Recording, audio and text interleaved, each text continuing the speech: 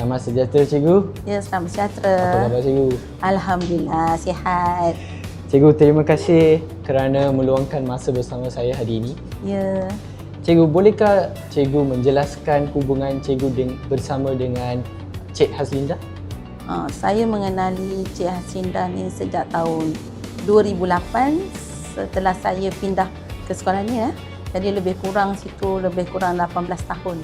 Saya mengenali Cikgu Haslinda. Duduk pun sebelah dengan meja dia. Agak rapat lah. Bukan agak rapat-rapat.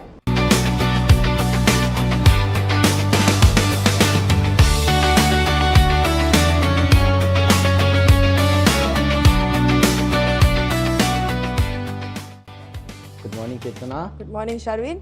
How are you related with Cik Haslinda? Well, Cik Haslinda taught me sejarah for 6 months. Since I started Form 6 last June until now, she's my sejarah teacher. Good.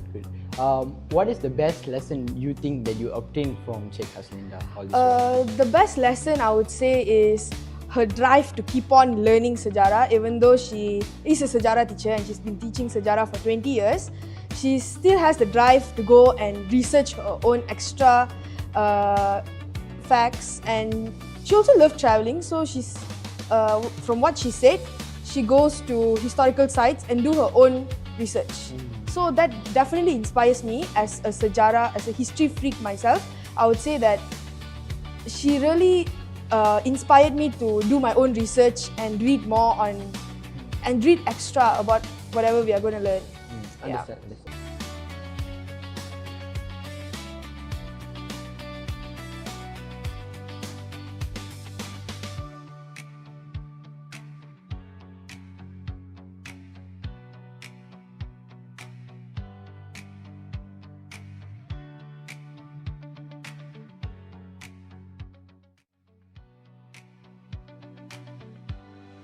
Selamat sejahtera cikgu. Apa khabar?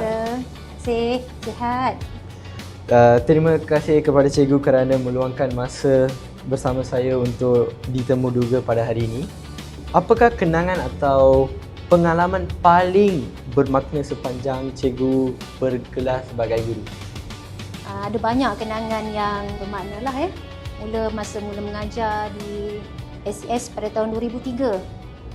Saya rasa dah satu pengalaman lah datang ke sini ke SES, mengajar pelajar-pelajar lelaki.